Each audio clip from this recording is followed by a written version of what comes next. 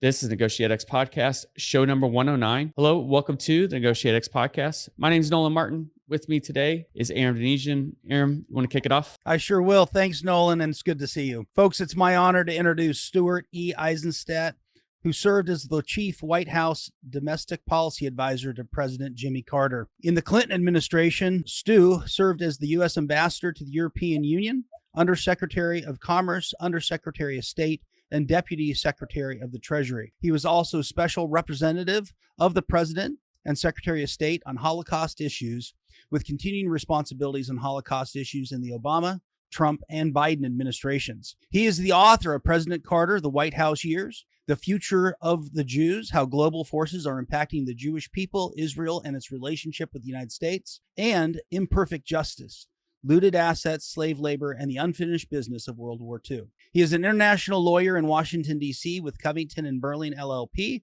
and serves as chairman of the U.S. Holocaust Memorial Museum Council appointed by President Biden. In 2003, he received the Great Negotiator Award from Harvard Law School. His latest book, The Art of Diplomacy, How American Negotiators Reached Historic Agreements That Changed the World, was written in his personal capacity. Ambassador, welcome to our podcast and thank you for joining us today. Well, thank you, Nolan. It's a privilege to be with you. Ambassador, we've never had an ambassador on the program before. Is it okay if we recall you Stu? That'll be just fine.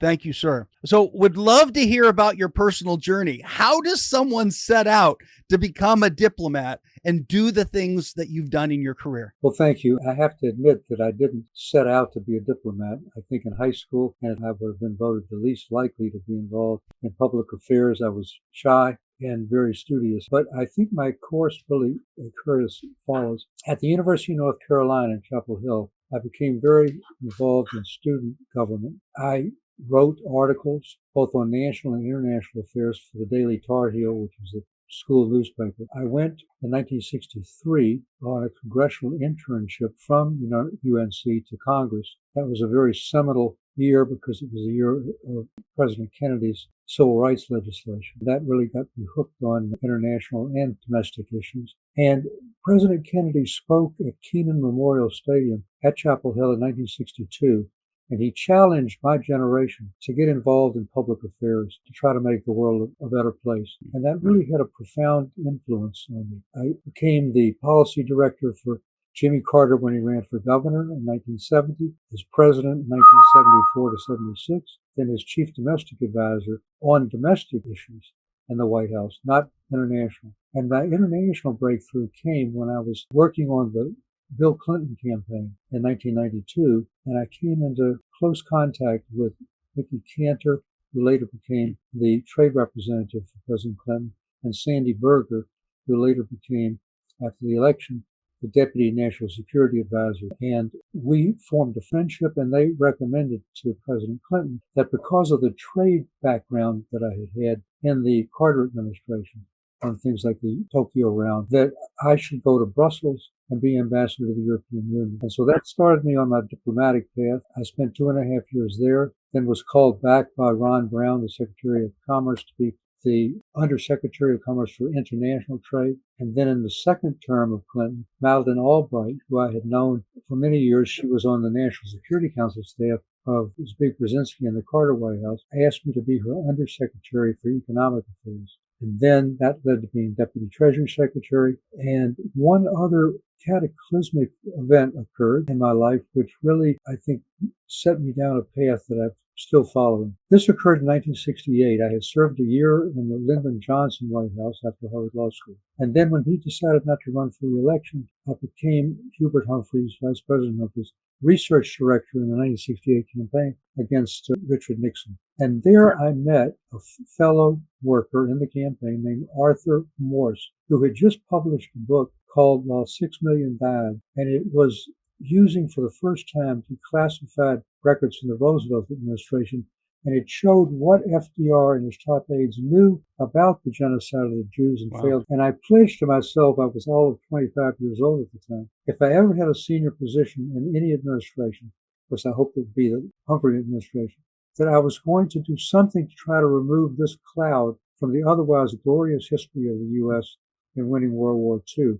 And that set me on the path to do all the Holocaust work that I've done over the last 30 years, negotiating with Germany and Austria and Swiss banks and French banks and art restitution and Holocaust restitution for insurance policies. That one incident really was a spark for all of those negotiations. Thank you for the work that you've done on Holocaust issues, sir. Stu, what do you see as the most critical negotiation skills that a diplomat must master? There are, and I try to set them out. I interviewed over 130 people for this book, and I try to put the reader in the room so they get a sense of what negotiations are really about. And I interviewed almost every Secretary of State, Secretary of Defense, CIA directors, leading generals who led us in combat. And I found that there were common skills that the negotiators had, even on very different issues at very different times. And they are as follows. First, a ability to seize a historic opportunity when it comes and fiercely carry it to the end. Like, for example, when the Berlin Wall fell in 1989, and George H.W. Bush and Jim Baker, who wrote the foreword to my book, saw an opportunity, historical opportunity, to unite the two Germanys in NATO. It was a very heavy lift. None of our allies wanted a reunited Germany.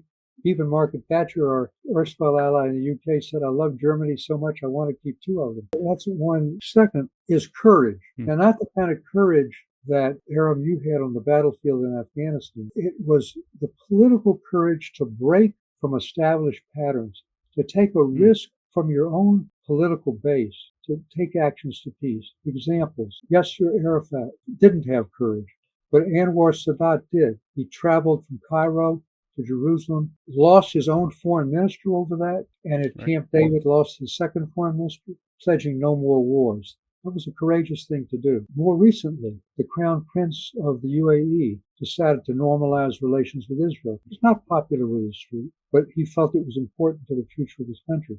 And perhaps most dramatic is that after 20 years of a brutal civil war in Northern Ireland, which the British, in typical understatement, called the Troubles, we killed 3,500 people and maimed thousands of others. The leaders of the Catholic and Protestant communities, the Unionists and the Nationalists, finally said, this bloody warfare is getting us nowhere. We've got to make a peace arrangement. That took courage to do. Third, his intelligence combined with wisdom and with good judgment of people. And Henry Kissinger, who wrote the foreword to my book, and Zhou Enlai, the premier of China, showed that in the negotiations in 1972 to open relations between China and the U.S. Next is preparation. I asked the trade representative of President Trump, who's very good, to Bob Lighthizer, what was his most important skill that he brought? And he said three things: preparation, preparation, and preparation. And that is really critical. It's knowing your issues and the other side so well that you can find the areas of compromise. Next is a skill that you may not realize how important it is. Maybe it's the most important of all. And that's the ability to listen to what the other side is saying. You sometimes get so wrapped up in your own presentation, what you think is such a brilliant exposition, that you really hear, but you don't really listen to what the other side is saying. What is their response? Is it just talking points, or is this really their red line? And that means putting yourself in the shoes of your opponent and looking at the negotiation from their standpoint. After all, this is not a game of poker, winner take all. It has to be a win-win situation. They have to be able to take back an agreement to their president, to their capital, to their publics, and sell it. The ability to do that is critical.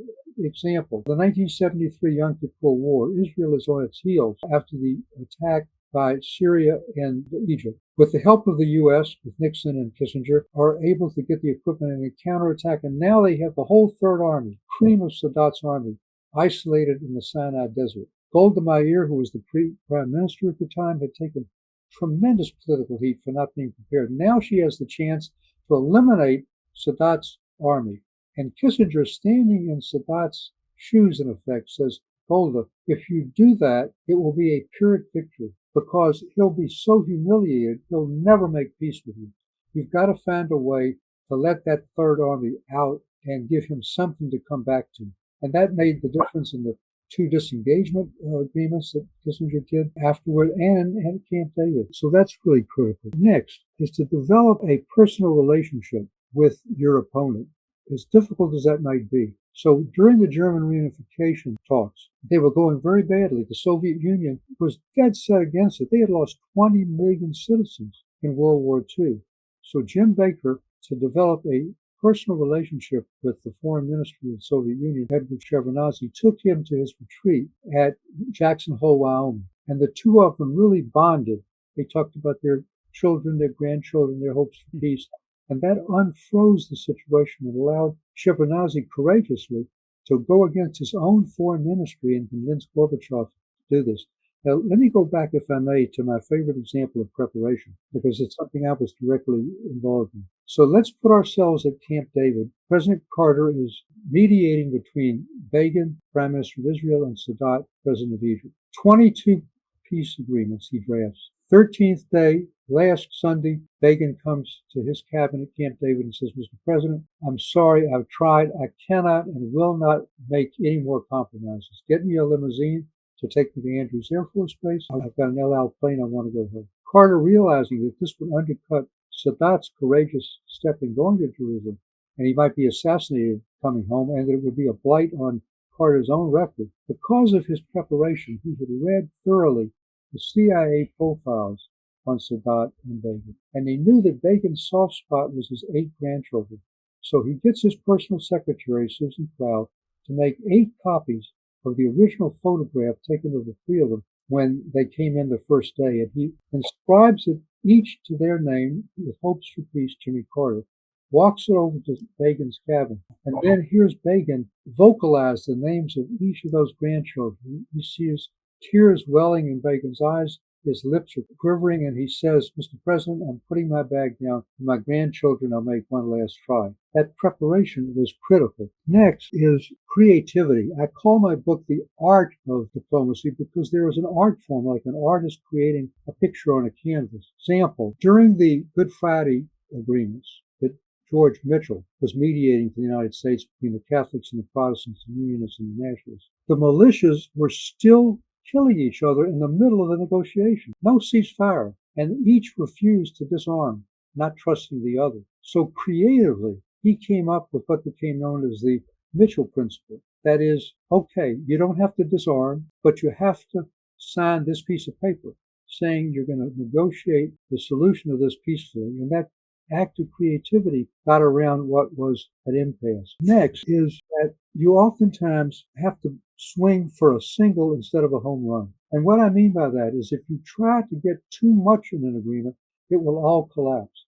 So Jimmy Carter got off on the wrong foot with the Middle East. He tried to reconvene with the Soviet Union, 22 Arab countries, and Israel to solve every problem all at once. The Golan Heights, the West Bank, the Egyptian Sinai, it was too much to bear. So Camp David was a more limited agreement just with Egypt. Palestinians weren't even there. But that built a bridge for a later normalization with Jordan and ultimately the Abraham Accords under President Trump. So I always say in sports terms, if you swing for a home run, you'll often strike out. Go for singles. Next attribute is stamina. I'll use another sports analogy, and that is the marathon. International negotiations are a long-distance run. Chet Crocker, when he was mediating the Southwest Africa wars involving Cuba and Angola and Namibia and South Africa, he spent 8 years negotiating them. And it's not only a marathon, it's a marathon that always seems to end in a sprint at the end at 3 o'clock in the morning. So you have to have stamina. For example, when Kissinger was doing his negotiations after the 73 war between Syria and Israel and Egypt, he got an average of 1 or 2 hours sleep for 2 weeks because he had to keep the momentum going. Jimmy Carter got an average of a couple of hours sleep over 13 days at Camp David. And when I was doing the climate change negotiations in Kyoto with 190 countries, we got just a couple of hours sleep. So stamina is really a very important attribute. Next, you sometimes have to use what we call back channels. Now, that means that sometimes the two parties are so antagonistic, like, for example, in Israel or Hezbollah in Israel, that they will not sit in the same room. So you have to have back channels. You have to have some intermediary who's trusted. And that is critical. I mean, what happened in the first hostage deal between Hamas over Gaza and Israel was using Qatar and Egypt. as intermediaries because the two wouldn't get in the same room. We got to the 2015 Iran nuclear agreement by John Kerry using the Sultan of Oman, Abbas, who had good relations with both Iran and the United States to get that started, and they couldn't get in the same room. Next, and this is really, really important, is that when you come into office, you need to honor the agreements your predecessor has reached. And we oftentimes are not good negotiating partners because of that. It depends on who wins the next election. So let me give you polar opposites. Ronald Reagan defeats Jimmy Carter and us very handily. And he used many arguments, but one was he said the SALT II nuclear accord on nuclear arms gave too much to the Soviets and too little to the U.S. And yet, once he became president, realizing that even though it was never ratified by us, that it represented a solemn commitment by his predecessor, Jimmy Carter, he followed that agreement to the T and then built on it with a START agreement that lowered arms even more. Contrast that with what happened to the nuclear agreement in 2015 with Iran, which, by the way, they faithfully followed. 2018, President Trump comes in office and says, I'm pulling out unilaterally. We didn't just negotiate this with Iran. We had the 5 permanent members of the UN Security Council plus Germany plus Iran. He pulls out and says he's going to use maximum pressure. Well, what's the result? The result is we had gotten their enriched uranium down to 2.5%, which is civilian grade. It's now 60%, and in a couple of weeks it can go to 90%, full weapons grade. We've got 2/3 of their centrifuges disabled. Now they have a whole new generation. We've got their plutonium. Now it's back on there. So there are always costs. And I found this out in climate change. Depending on who is president, we're either in or out. Now, I can assure you, within a couple of weeks, when President Trump is inaugurated, he's going to pull out of the Paris Agreement, which 190 countries. So when we go to China and we say, look, you're now the number one emitter of greenhouse gases. It's your responsibility to cut more. They say, who are you kidding? We don't never know from president to president whether you're in or out. And last is leverage, and maybe I'll stop with this because I know you have other questions. The ability of a negotiator to use positive and negative leverage. The positive leverage has a great superpower. The access to our market is a great incentive to get countries to negotiate with us. But let's take another positive example of leverage. In the UAE negotiations with Israel in 2020 to normalize relations, the final icing on the cake was not something Israel gave them. They wanted F-35 fighter jets from the U.S., and we gave it to them through President Trump, and that made the deal possible. The negative leverage takes 3 forms. Number 1, economic sanctions, and I did all the economic sanctions in the Clinton administration. They're not as effective as they used to be because we don't have a monopoly on products. We have sanctions on Russia. Putin is still fighting in Ukraine. We have sanctions on Iran. They're still stepping up the nuclear program.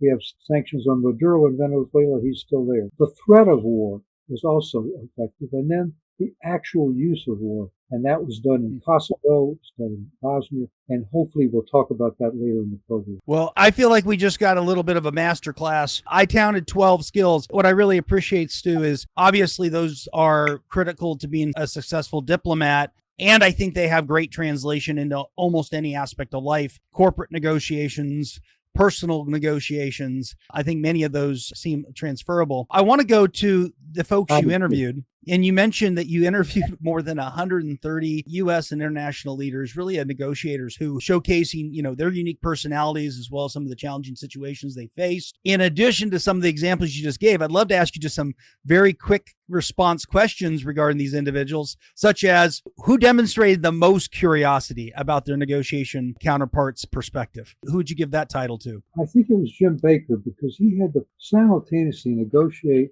with our own allies who were not happy about a reunited Germany, that is France and Great Britain. He had to negotiate with the Soviet Union. And then he had, frankly, to negotiate internally with his own administration. And that's sometimes forgot that when you're an international negotiator, you've got to get your ducks in a row internally. And here, his own national security advisor, Brent Scowcroft, was not in favor of a reunited Germany.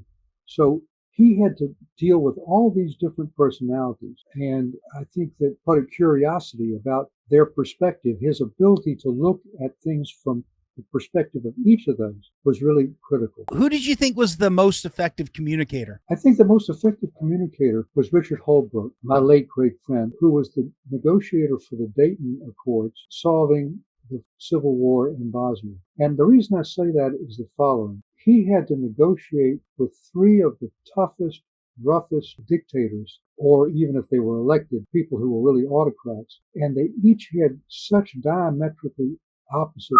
So we had Milosevic, who was the head of Serbia, a very, very tough guy. And in fact, in Kosovo, the next Balkan War, he had to bomb Serbia 77 days to get him to negotiate. Second, he had to negotiate with Tusk, the head of Croatia, also a very, very tough guy. And he had to really stand him down and convince him to join with the Muslims in fighting the Serbs. And then third was actually our major ally, Izetbegovic, that is the Muslims, the so-called Bosniaks.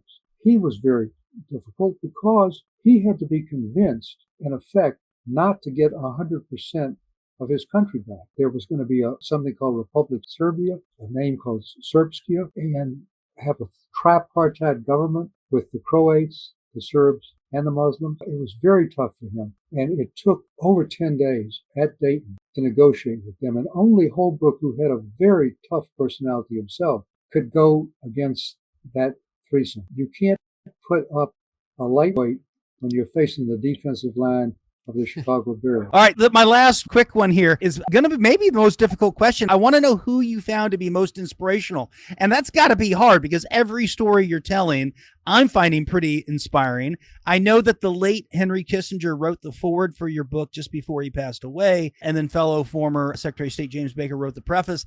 I don't know if they make your list, but in terms of whether it's courage or just the ability to build relationship and trust, as you interviewed folks, who did you find just personally the most inspiring? I really thought, and I guess I'm being favorable to my own president, I thought that Jimmy Carter was. I did many interviews with him, and what he did at Camp David and thereafter is really quite inspiring. So let's put it in perspective. Sadat courageously goes to Jerusalem, pledges no more wars. Well, what does that mean? I mean, that's a nice statement, but how do you concretize that? So after that trip to Jerusalem, there were a number of bilateral negotiations between Egypt and Israel, and they got nowhere. So Carter finally, in desperation, decides to invite them to Camp David, away from the press. And this was over the objection of all of his advisors, who said this will never work. He negotiated, and I think it's the greatest negotiating feat of any president in modern American history, even more than Woodrow Wilson in World War I. He drafts himself 22 peace agreements and shuttles between the parties. He tries to create a personal relationship. So he takes, on the first Sunday, he takes Sadat and Begin to the Gettysburg battlefield, which is a nearby drive to Camp David, to show them, in effect, symbolically, that it's time for no more wars. It's time to reach an agreement and not have the kind of slaughter they saw at Gettysburg. And by the way, it so inspired Begin that verbatim, with no notes, he gave the entire Lincoln Gettysburg address on the spot. Wow. He had a Shabbat dinner with the Israeli team. He had a wonderfully close relationship with Sadat. As I mentioned, that last effort with the grandchildren's photograph that made the difference. But here's a continuation of that. The Camp David Accords were a framework for peace. Accords. They were not a treaty. And they called for converting it into a treaty within 3 months between Egypt and Israel. Well, 3 months go by, 4 months go by, 5 months go by, we're in our 6 months, no treaty. So Carter decides, again, I'm absolutely not exaggerating over everyone's objection. He says, I'm going to go to the region and try to finalize this. And we said, Mr. President, you're going to be 5,000 miles away. It's likely to fail. It'll be humiliating. He says, I've got to do it. I've done all this for Camp David. I've now got to make it a binding treaty. Spends 3 days shuttling between Egypt and Israel. Again, he gets close, but not there. And everybody gives up. Air Force One was refueled at Ben Gurion Airport. The airspace was cleared. The staff is all coming down from Jerusalem to Tel Aviv. And we get a phone call from Begin early in the morning on Sunday. And he says, I'd like to see the president one last time before he goes. Well, we all thought, well, this just means he wants to thank him for coming, and I'm sorry it didn't work. So Carter, who had already gotten out of his suit and was in flight outfit, informal. Says, look, Begin is very formal. I'm going to put my coat and tie back. Please entertain him for a few minutes while I get through this. So Begin comes to the lobby of the King David Hotel, and he says, young men, you know, this is a famous hotel. Yes, so we know the King David. It's not for the reasons you think. When I was head of the underground Irgun, I blew this hotel up with the British soldiers in it. But don't worry, I'm not going to do it until President Carter leaves. And then it goes up to the presidential suite. That's where they seal the deal. When they come down, the elevator on the famous King David Hotel breaks between the first floor and the lobby. Oh, no. And the Secret Service has to pull Begin and Carter out butt first, and I call it the breech birth of the treaty. Never heard that story before. I can see why he tops the list. I think the proof is also in the fact that that agreement has stood the test of time. You know, you're so right, Aram. I mean, there have been so many conflicts in between, including the one in Gaza, and yet they've never breached that treaty. Amazing. Yeah. So, sir, part one of your book deals with the U.S. and national security. Could you discuss a little about the challenges to negotiating with a country like Iran and what you see as critical keys to success in these situations? I make it clear in my book that not all the negotiations are successful. So in dealing with Iran, which is a radical government with a supreme leader, the Ayatollah, when we were negotiating for 444 days to get our hostages back, yes, we finally succeeded, only after the election, only released just before, in fact, the actual release was just after Reagan was inaugurated. And one of the things we recognized, but only belatedly, is we did have agreements with many of his negotiators, with the Ayatollah Khomeini's negotiators. But each time they were taken back to him, he vetoed it because he was using those hostages, our hostages, as pawns in his own political effort to solidify his power. And by not being able to negotiate directly with the decision maker, we ended up having to go through this 444 days. Second, another negotiation with Iran was the famous JCPOA, which is the nuclear agreement between the G5 countries, Germany, and of course, they included the U.S. and Iran, on the nuclear deal that I discussed earlier. Now, here, when you're dealing with a government like Iran, which is not trustworthy, you have to build in very clear markers. You know, Ronald Reagan famously said when he was negotiating with the Soviet Union, trust but verify. So built into the JCPOA was an intrusive inspection by the International Atomic Energy Agency and reports every several months on anything they found. They had cameras in all their facilities. They could do spot checks without any notice. Every 6-month period, they would report, and even the Trump administration never found a violation. So when you're negotiating with a country that is not trustworthy, you have to build in those kinds of implementation tests and standards that will give you some assurance that the country will win. Now, we are facing that right now. Just today, as we speak, an agreement was reached for a ceasefire for 60 days in Lebanon between Hezbollah, the Lebanese government, Israel, the United States. And it's a great tribute to President Biden and Tony Blinken and Amos, our special envoy. The question is, will it last? Is Hezbollah trustworthy? So there again, you just don't take their word. We're trying to build in a safeguard of having the Lebanese army, a UN force, come in to make sure that Hezbollah stays north of the Litani River and not too close to Israel. In the agreement, each side agreed in language. Sometimes you have to use ambiguous language in diplomacy. But each side retained the right to self-defense. What that means is if Hezbollah cheats and starts firing rockets, Israel is not bound by the ceasefire. So you sometimes have to build in that kind of a safeguard. You know, sir, in your book, you discuss the role the United States has had as a mediator in various parts of the world, certainly the case in the Middle East. What are your thoughts? Have we always been effective mediators in these conflicts? And what ought we have learned from past experiences? First of all, what I've learned in both doing the negotiations and seeing others do it, or reading and interviewing others, is that the United States really is, as Madeleine Albright said, the indispensable party. If we're not engaged, things are not going to work. Now, that doesn't mean they will work. It does not mean that. There are times when the negotiations are simply not right. We've been trying now with very good negotiators. Tony Blinken has been going over 10, 15 times to try to reach a permanent ceasefire between Hamas and Israel. If the parties themselves aren't on the same wavelength in terms of what the end result is, as they were ultimately in Northern Ireland, but as they're not in Gaza. But Hamas wants to stay in power, and Israel rightly says we can't tolerate you staying in power. So you have to be able to mediate between parties that have a commonality of agreements. And without that, the best mediations, the best negotiations don't work. Also, there's an issue of ripeness. Chet Crocker negotiated for 8 years with a brilliant concept talking about creativity, which he called linkage. So to put you in the situation, South Africa had occupied Namibia, and its troops were there, and it was trying to make Namibia into another apartheid regime. There was a rebel group fighting against South Africa. At the same time, Soviet-backed Cuban troops are in Angola, and they're attacking South Africa. So with a brilliant concept of linkage, as a mediator, Chet Crocker got an agreement in which the Cuban troops pulled out of Angola and the South African troops pulled out of Namibia, gave Namibia their independence.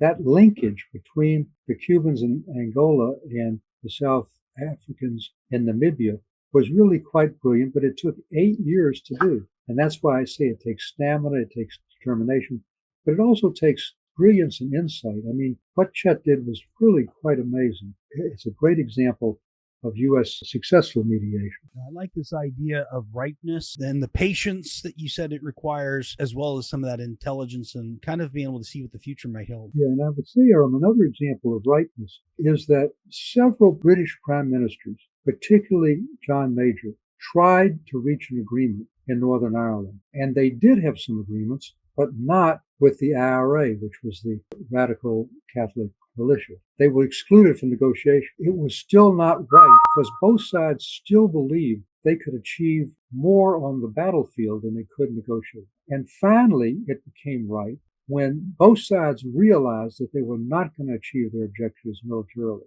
and that they had to come to a political agreement. So George Mitchell did a great job, but he came at a time when the feeling was it's now right for settlement. We've had so many deaths, so many injuries, so much dislocation. We've got to find a way out of this. And that's when it's ripe. It was ripe when George H.W. Bush and Jim Baker saw the Berlin Wall fall. The day before, would it have been ripe to reunite the two Germanys? Of course not. The Soviets were occupying East Germany. But when that occurred, it led to a whole cascade of events with Gorbachev and Perestroika, and that made it possible for the agreement to occur because it was right. The timing was right. Your focus on the Balkans, Afghanistan, and Iraq certainly resonate with both of us as former service members. How do these case studies explain the often tenuous relationship between military force and diplomacy, either as successes or failures? So I wrote this book for 3 reasons. One, we are in a world that seems to face almost insoluble problems, a turbulent time. And I wanted to show by this book more than a dozen examples over the last 50 years where we faced equally daunting problems and where American diplomacy was successful and it can do so again. Second, and something that will resonate to you both, and I really applaud your public service in Iraq and Afghanistan, and that is we are in the midst of 2 hot wars in Gaza and Ukraine.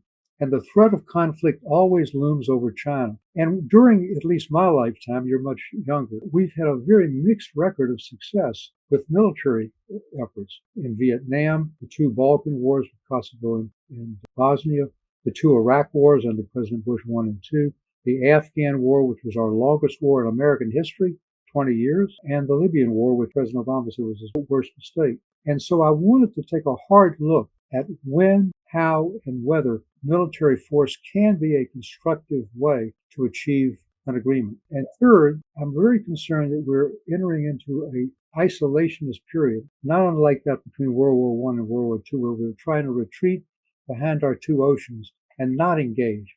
And that would leave a terrible vacuum for the Russias and Chinas and Irans and others with different values and interests to fill. And I wanted, therefore, to show how much U.S. engagement had achieved. So when you come to the use of military force alone can never succeed. That's one lesson in Gaza right now. Israel never has had a war planned for Gaza. It has, however, succeeded elsewhere. So, for example, in Bosnia and Kosovo, we combined NATO and U.S. forces against the Serbs, and that brought people to the negotiating table. For example, in Dayton, Ohio, with Holbrooke for Bosnia. It took 77 days of bombing to get Milosevic and Kosovo to come to the negotiating table. In the two Iraq wars, great lessons to be learned. So in the first Iraq war, where Saddam had invaded Kuwait to get its oil fields, President George H.W. Bush and Colin Powell got it exactly right,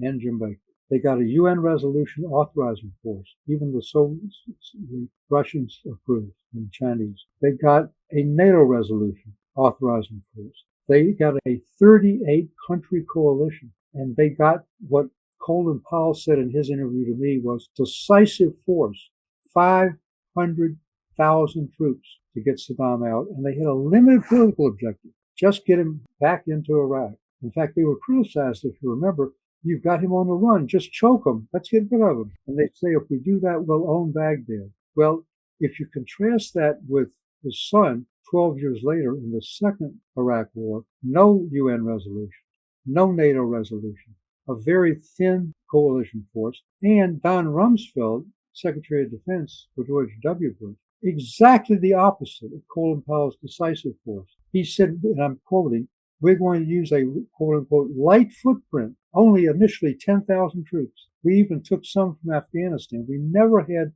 decisive force in either theater. It took several surges, later even by Obama, to get enough decisive force to make it a draw in Iraq. A number of lessons, and that from military force. Number one, it should be the last option you use, not the first. Try diplomacy. Try economic sanctions. Try the threat of war. For example, Bill Clinton did in 1994 against Haiti to get their dictator out and let the elected prime minister come back. So all of those should be exhausted first. Second, it needs to be in the supreme national interest of the country.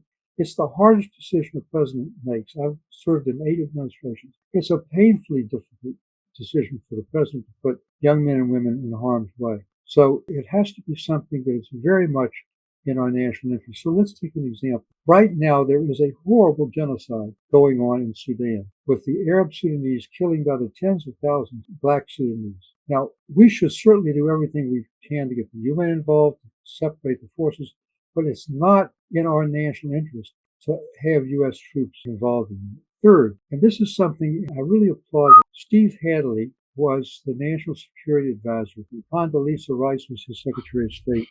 They were both very candid in their interviews, and they said the mistake we made in the second Iraq war of trying to depose Saddam Hussein and put a Western-style democracy on is that we did it, as Steve Hadley said, back before you go into a war. You should know what the political objective is, have an agreement with the military strategy around that political objective, not the other way around. Well, unfortunately, that's again what's happening in Israel now. They militarily are making progress in Gaza, but they have no political plan in advance. And so getting it right in the right sequencing is absolutely critical. Next, General Petraeus said, if you're going to intervene with U.S. military force, you must know, as he called it, the nuances of the understanding of what the country's all about, its culture, its history, its internal politics, or you shouldn't go in at all. And we did not know that in Iraq and Afghanistan. We really did not understand that country. For example, in deposing Saddam, he was a minority Sunni leader in a majority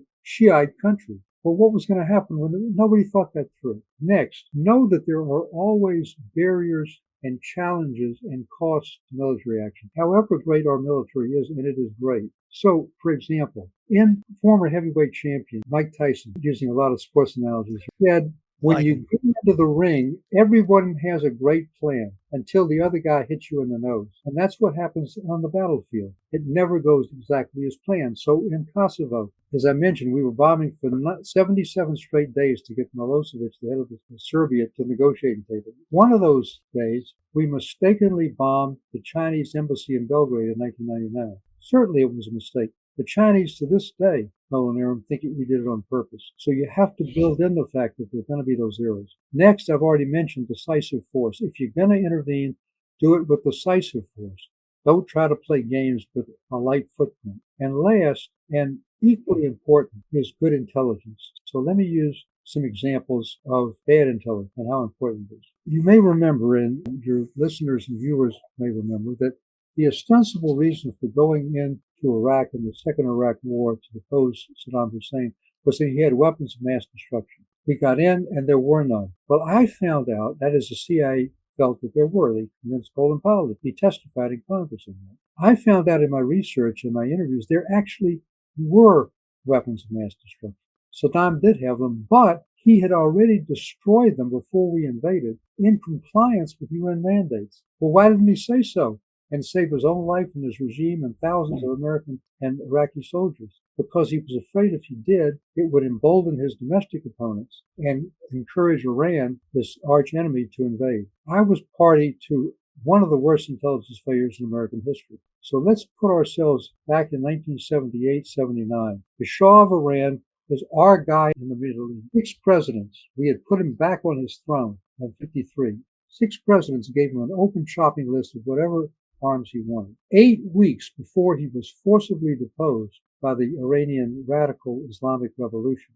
8 weeks. The CIA reported, I've got the document, been declassified, and used it in my book. They said that Iran was in neither a revolutionary nor pre-revolutionary state. Now, a president can't make sound decisions when that's the intelligence is doing. In addition, the CIA did not remarkably know that our principal ally had incurable cancer. Pay a price when you don't have the right intelligence.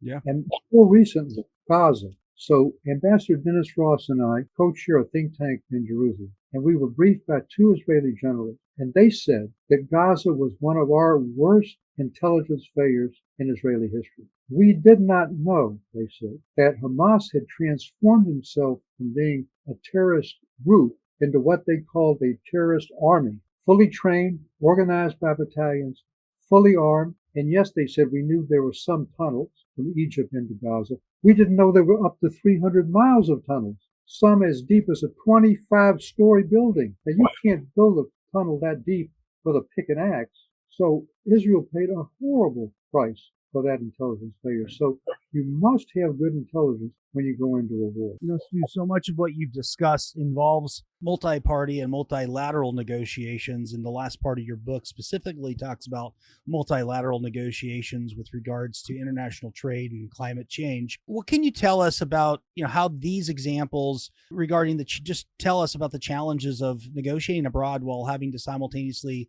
maintain that internal support at home? Thank you. So I interviewed among the 130, all but one of the special trade representatives, Republican and Democrat. And trade is unique because it has so many domestic political implications. Closing plants, competition from China, cheap labor, all of those things have to be taken into account. And in the Constitution of the United States, the Congress is given the power to regulate trade, not the president. So the Congress delegates certain power to the president, but they have and keep a very real rope tied to the executive branch. So if you're going to start a negotiation on a multilateral agreement like the Uruguay or the Doha round, you first have to get authorization from Congress. And they set out certain parameters of what they expect. And then built into the negotiating posture are domestic constituencies. There's a labor advisory committee, there's a business advisory committee, there's an environmental advisory committee. So it's highly political. And you simply have to negotiate internally, domestically, as much as you have to negotiate with your foreign partners. So it's harder for us than it is for others who don't have that complex situation. With respect to climate change, when I did Kyoto, before I left for Kyoto, representing over a dozen agencies of the U.S. in a 100-person delegation with 190 countries we were dealing with, I had to get a consensus within the Clinton administration of what my mandate was. What could I accept? What was the bottom line? And there was a deep split between the economic side of the administration, the Treasury Department, the Council of Economic Advisors, who were concerned that if we took too great a commitment to reduce our greenhouse gases, it would have a negative economic against the environmental people who had just the opposite view, including Vice President Gore, that technology will catch up with whatever we do. It won't be that costly. And then when I went to Kyoto, I got into the real negotiation because the mandate I had was only to keep our emissions by 1990 at 1979 levels, 78 and 79 levels. But in the end, I had to go to 7% reduction over the whole negotiating period. But I never did that without, even though there was a 13-hour time difference, without calling the White House. Gene Sperling, who was the head of the National Economic Council, for example, the Deputy Secretary of State to Jim Steinberg, also involved. He was in the White House actually at that time. So I didn't take any step without the political blessing at home and telling them what the realities were on the ground here. So there has to be that combination. It's very difficult when you're dealing with multilateral negotiations. Now, I want to mention one other thing when I talk about a skill. And it's one that I want to emphasize that it may surprise you. I talked at the very beginning about having a determination to succeed, but you can't show that you have a greater urge to an agreement than your opponent, or the leverage shifts to him. So I'll give you an example at Kyoto, both of creativity and not seeming we wanted something more. I come into negotiations, and the European Union had a completely unreasonable proposal.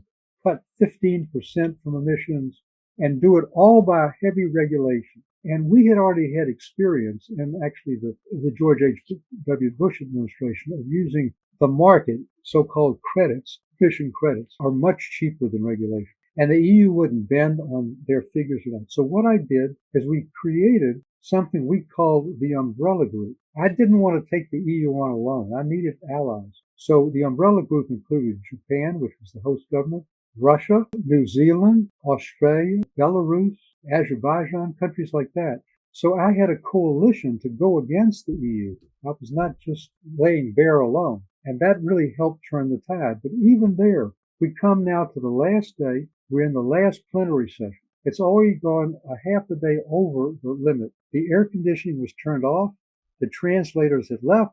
You could hear the banging of the hammer for the next exhibit in Kyoto Hall. And they start to do the alphabet voting, starting with A and going to Z, Angola to Zambia. And they get to U, United States.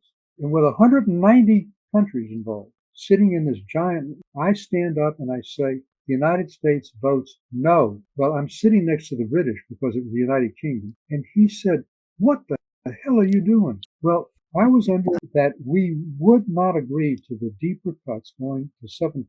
They've gotten the EU down from 15%. We were at 7, they would do 8. Unless we could do it by market mechanisms, not heavy regulation. And it sent a shockwave through the whole room. The chairman, Argentine diplomat, very good, got John Prescott, the deputy prime minister of the UK, who headed the EU delegation, and myself into the so-called green room. And there we find a solution by using ambiguous language, like Kissinger used in the Shanghai communique. Only one China. Well, Taiwan thought they were the one China. Beijing thought they were the one China. What we did is we said this goal should be achieved by regulatory measures supplemented by market mechanisms. Well, we interpreted supplemented mean it could be fully supplemented. They interpreted it to mean you started with regulatory measures and then you could add to it. So sometimes you need to have that kind of ambiguity to get over the hump, but you also have to show a determination not to be pushed around if you don't get what you want, and be willing to take the heat of saying no. Yeah, for sure. So the purpose, sir, of the NEGOTIATEx podcast is to elevate our listeners' ability to influence through intentionality and discipline. As we get ready to wrap up, I'm wondering if we might ask you to share a personal anecdote of a challenging situation. Don't know if you just did that one, that you successfully navigated, and how someone listening today might apply the same approach to become more effective in their daily negotiations. Well, first of all, I want to leave with this message, and that is Tony Blinken's message to me in his interview. We can only be as effective diplomatically abroad as we are strong at home, militarily, economically, and politically. And if we're divided politically, not just on domestic issues, but in our negotiations, as we are, for example, over the future of Ukraine, the other side can take advantage. Now, in terms of my personal situation, I want to talk about personal relationships and how important they are. And that is my negotiating partner, and I'm looking at him in a picture right here in my den with Count Lambsdorff, Chancellor Schroeder, and myself in Berlin, signing an agreement, reaching an agreement for the slave labor agreement against Germany. Pay $5 billion to Holocaust survivors and to non-Jewish forced laborers, Poland and Czech Republic and others. It was exceedingly difficult. It would not have happened had I not developed a genuine friendship with Count Lambsdorff. I was then in my 50s, he was in his 70s. He was an elder statesman. I had known him from the Carter administration when he was economic minister in the Schmidt. What I learned from doing a background check on him is that he had a deep feeling about Germany's and Nazi Germany's responsibility for the murder of 6 million Jews and millions of others during World War II, and a deep commitment to, in effect, find ways